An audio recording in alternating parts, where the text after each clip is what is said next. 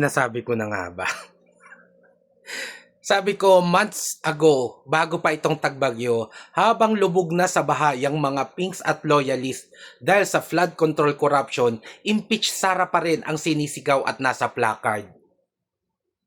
Ganito ang itsura ng mga yan ngayon. Sa mga kasama po namin, mga kababayan namin sa NCR, mag-ingat-ingat po kayo.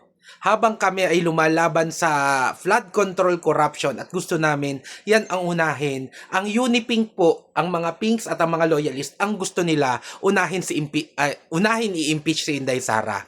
Mas importante daw kasi yung politika nila, mas importante daw kasing hindi makatakbo si Inday Sara sa 2028 at masigurado nila na hindi sila makukulong at sila ang mananalo at magstay sila sa posisyon kesa sa mga buhay nyo.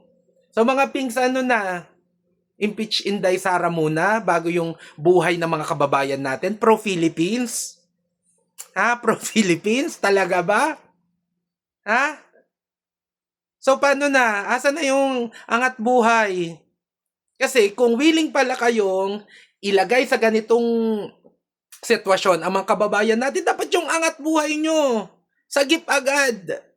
Asa na yung angat buhay nyo? Okay? Sa mga kababayan namin, maghintay-hintay lang daw po kayo.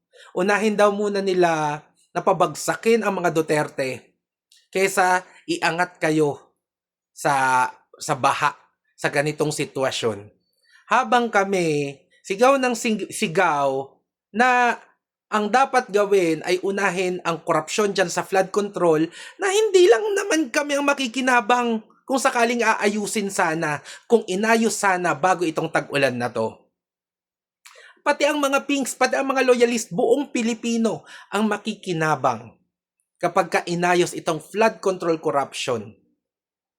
Pero, unahin daw muna yung sila lang ang nakikinabang. Yung gigil lang nila sa pagkatalo nila sa mga Duterte ang unahin.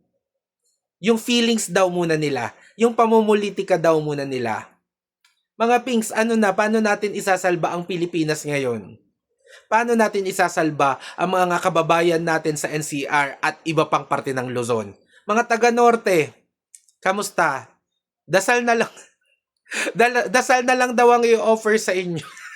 Nagdasal na lang si yung nyo dyan, La Union. Dasal na lang daw. Tiis-tiis lang daw siya magdadasal. Dasal ang kanyang serbisyo para sa inyo. So ngayon, tatahimik pa rin tayo? Impeachment muna pa rin? Nagsasayang tayo ng milyon-milyong piso. 300 million na ngayon? Imbis na ang unahin ay ang flood control corruption. Sabi ng mga Tulfo, mag-move on daw. Paano?